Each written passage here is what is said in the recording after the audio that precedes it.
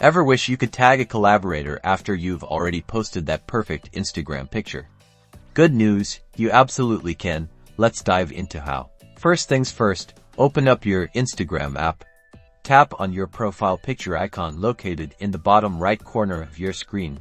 This will take you to your profile page. Now, scroll through your grid until you find the post you want to add a collaborator to. Give it a tap to open it up. Once the post is open, look for the 3 dots in the top right corner of the screen.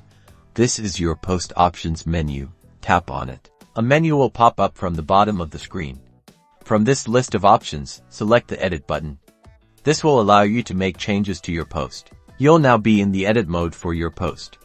Look for the Tag People option, usually located near the bottom left corner, right underneath your post. Tap on it. You'll see the familiar tagging interface. But, instead of just tagging people in the photo, look down at the very bottom of your screen. You'll notice a new option labeled Invite Collaborator. Tap on that.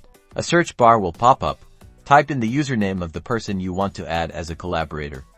Instagram will start suggesting accounts as you type. Once you find the right person, tap on their username.